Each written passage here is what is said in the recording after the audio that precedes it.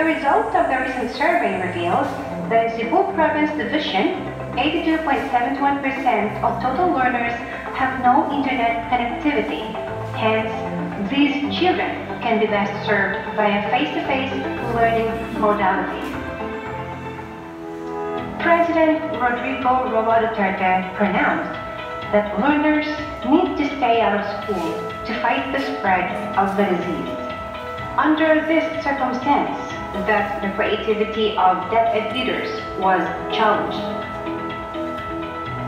To respond to this call, DepEd Cebu Province, through the leadership of SDS Dr. Marilyn S. Andales, has conceptualized the project HIAS. HIAS, a Filipino word which means gem or jewel in English, is a project initiated by DepEd Cebu Province, and it stands for Home Study Intervention Yielding Academic Success. To help the learners continue learning amidst the situation brought about by COVID-19, Project HIAS serves as the effective mechanism in engaging the parents, elder siblings, relatives, or any eligible member of the family, forum leaders, SK chairs, barley leaders, para-teacher volunteers, teachers, and mobile teachers as home tutors. Project HIAS is an 8-pointer guide for home tutors which spells out the details on the essential questions: why do it, how it works, what to do, and how to do it. It develops learning autonomy among learners and helps them become independent and responsible to do their individual tasks with minimal supervision. COVID-19 positive cases in Cebu Province is increasing and is alarming. Safety of the learners and the entire community is the primary concern of our department. While this is true, the fact remains that education cannot wait, according to Education Secretary Leonor M. Briones. And so therefore, with the Learning Continuity Plan, or LCPs at all governance levels being prepared, learning must continue.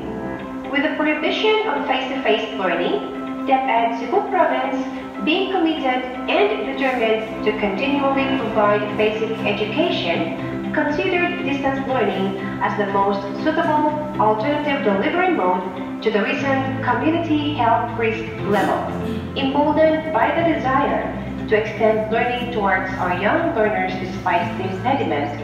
We need the parents or community support to work hand in hand with us to realize more fully this project HIAS. Learners under this program will be provided weekly with MELT-based quality assured modules from the central, regional, and division offices, supplemented with teacher-made learners' home tasks. Parents shall get the modules of the different learning areas from the class advisors every Monday morning and shall return them with already answered exercises and tests every Friday afternoon. The modules or learners' home tasks of the different subject areas shall be read, understood, and answered daily by the learners with the guidance and assistance of the home tutors. Class advisors will conduct periodic home visits to their learners to monitor their learning engagement while observing general community quarantine or GCQ protocols. They shall also check and record the scores of the learners' outputs submitted by the home tutors. Progress monitoring schemes shall be devised and instituted to track the daily or weekly progress of the home study program. A home tutor shall do the following: attend the orientation on the conduct of the home study program focusing on modular learning, set agreement with the class advisors on the weekly distribution and collection of modules or teacher-made learners' home tests, secure a copy of frequently asked questions or FAQs, and shall master the answers. Work closely with the class advisors and learn with them on how to use the modules, teacher-made learners' home tasks, and video lessons to help the child or children learn the lessons. Secure the contact number or numbers of the class advisors for easy communication, follow-up, and provision of additional learning materials if necessary. Read and study the learning materials provided by the school before engaging the child or children to work on them. Be ready with examples if necessary to clarify the concept being learned about. The teacher advisor will be the one to provide copies of examples. Ask the class advisors to provide other reference materials for enrichment activities, especially for those learners who are advanced. Set regular time for actual learning engagement at home and then coordinate with the class advisors for the making of learning schedule. Ask for help from any member of the family who has the knowledge of the content or skill for clarification. Give feedback during the weekly class advisors, home tutors, or CAHD conference and discuss practical approaches and activities tailored fit to the learning needs of the child or children. To ensure that learning takes place, the home tutors shall do the following. Learn with the child or children through the activities provided in the lessons and have fun while learning the concepts. Make all the activities engaging and within the context of the child or children as designed, like simulation, role-playing, and many more. Respect the individual learning style of the child or children. Provide them with opportunities to ask questions, practice, apply, analyze, or synthesize new information, which may include work activities or practice exercises, labs, or case studies for higher levels like junior high school or senior high school. Adjust yourself to the learning capacity and style of your child, which means adjust the pacing of learning delivery. Seek advice from the teacher if you will find difficulty in your teaching strategy. Help the child or children to reflect and articulate acquired knowledge. Include a formal or informal assessment of modules objectives for higher levels such as junior high school or senior high school. Always be ready to give feedback to the child or children regarding their learning and accomplishment of module objectives. Celebrate achievements. Give the child or children the privilege to share their thoughts and insightful experiences learning with you as his or her or their home tutor. Use common or known language of the family. Provide the child or children with additional learning resources to extend their learning through enriching activities and evaluation. Use the pedagogical approaches that you learn from the class advisors appropriate to the learning needs and styles of the child or children. Set a schedule of learning activities with your child. Enjoy learning the lessons with your child in a happy environment. Be friendly to your child. As we continue to do our best in molding our younger generation and paving the way of a brighter future for them, we need partners to help us mobilize the plan. In this very peculiar time, we need you.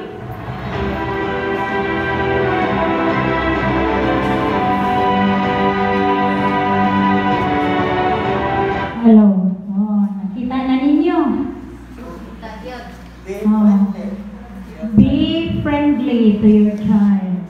Let your child express their experiences or emotion. Pasultiya po sila. Mao na ni ron nga daghan. Mao na ingod nga isi lang dito paniguro aron ma-bright atong anak.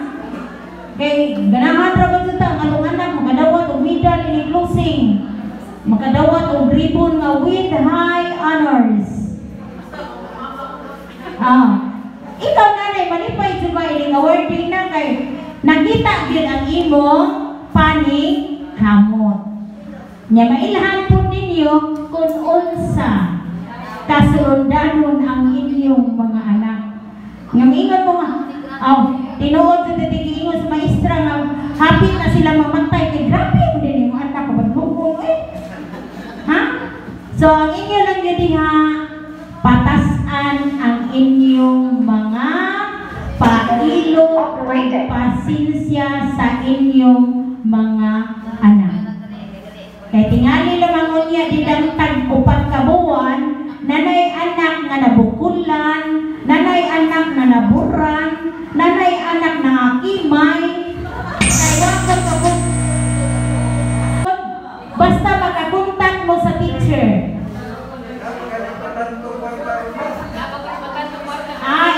In dawat is purpose, yaro di kapalit, kung kayo tagpatruwil, tagaswil. At naman tong cellphone nga mahalon, katong touchscreen. Ang importante diha nga makakontak mo sa mga subject teacher. Kaya huwag may cellphone, huwag po may silingan, obligado sa mga kadaan mga res maestra. Kaya di ba magkukontak, ay matunay cellphone, ma'am. Kanang kiribang activity, ma'am, number kuan, ma'am, naglisod yun ni ma'am, pwede minimo i-assist ani o magsabot ra mo sa subject teacher unsa sa orasa mo ato sa inyo, asa mo magkita, ana. Di mo mangutanag unsay answer ani, ma'am. Unsaon ni siya pag-answer, ma'am. Kay dili gyud mo hatag ang maestra sa answer. Ang ihatag nila ang pamaagi. Unya, kung inyo po nang basahon ang modules na ara po diha. Nakuha ninyo. Mao ni giingon ron, ma-bright ang anak, ma-bright po ang nanay. Dubling igo ani, wala siya illiterate na to. Pulos na kamako.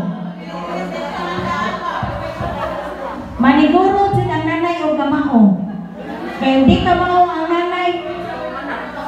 Makamao mo nanay kaya inyong anak o makamao mo basa. Ingin-ingin po na inyong anak na.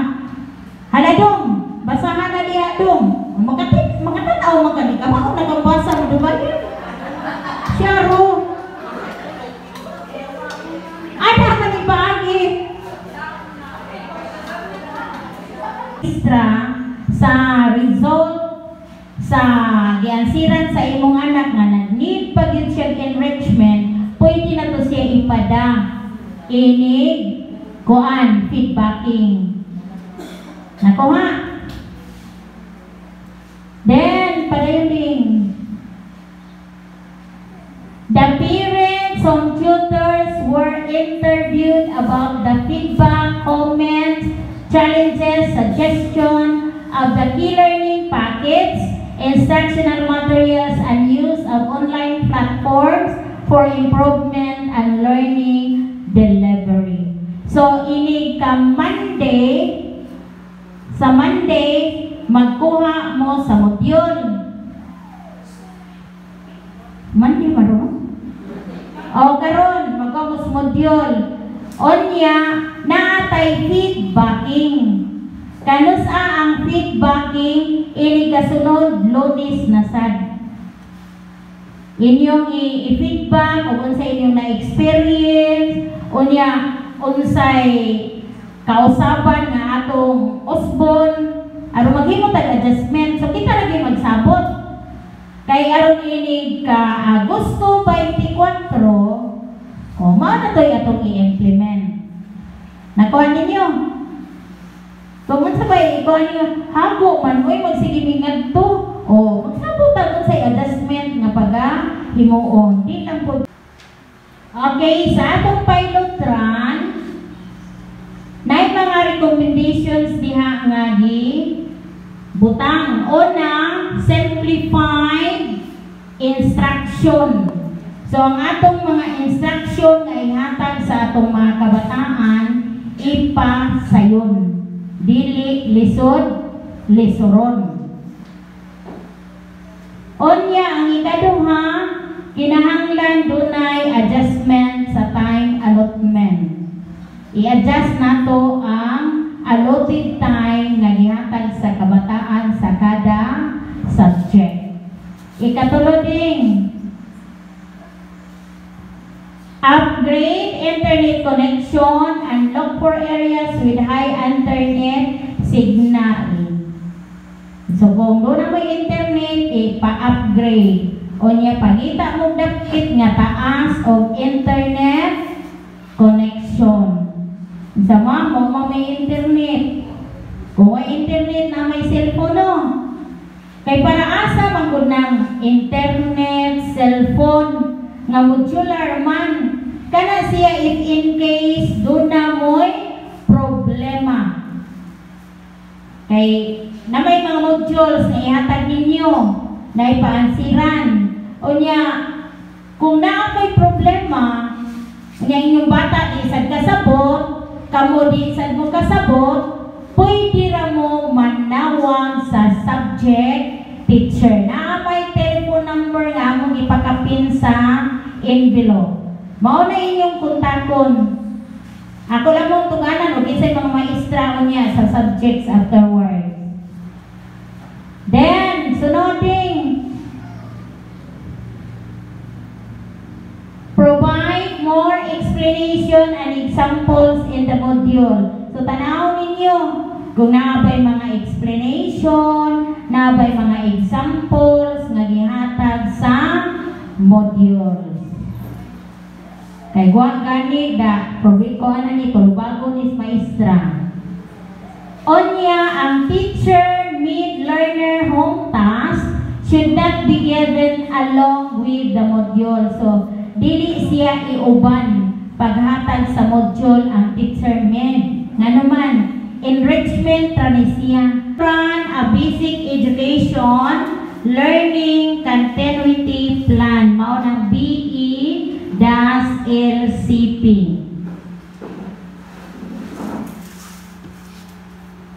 Okay, nagingon diha. Children are the priority. Change is the reality. Collaboration is the strategy. So kung ato ng sabton, unsay gitagaan ron og dakong prioridad sa atong edukasyon ang mga kabataan. Tungod ani, so ang panghitabo do nagyoy kausaban. Ang realidad ron kausaban jud. Onya aron na ma-carried out nato dunay collaboration. Unsa man collaboration? Pagtinabangay. Kinsa man kay magtinabangay ani? Ang teacher, ang school head, ang parents, ang para-tutors o ang mga stakeholders. Sige, padayon. Ngadto ta sa kana. Maklaro ninyo? Di maklaro? Di magani po maklaro? Akong isyo ninyo ang video nganong modular learning ta karon. Onya, with that modular learning, gisuportaran po na sa atong mga DepEd personnel o usa ka project ang gitawag og HIAS. Onya, kung nakakita mo sa YouTube, murag last Wednesday, gilaunch na po sa Division of Cebu Province ang gitawag og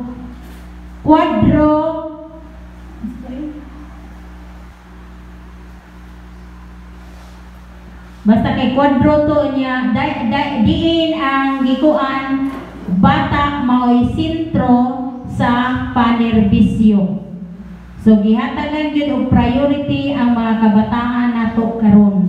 Bisan pa man sa mga pandemic, sa mga crisis nga atong giatubang karon, dili na mao'y babag nga ang edukasyon sa mga kabataan maputol. So nangita gyud ang atong mga opisyalis sa Department of Education o mga pamaagi di kanatong tanan.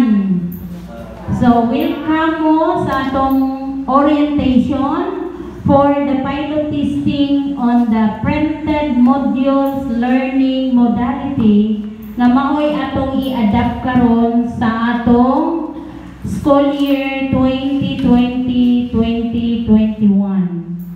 So ngano nga modular ta kay we are not allowed face to face ka klase. Unya o nga ripunta sa online, murag mostly sa atong mga nanay, sa atong mga kabataan, doon Reality Dry Run.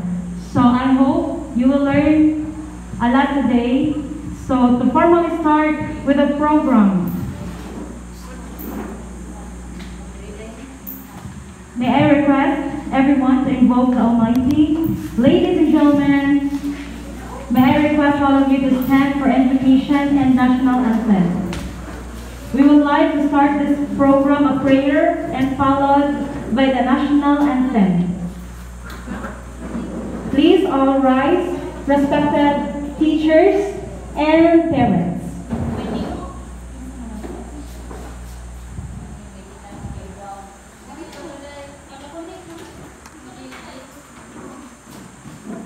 I would like to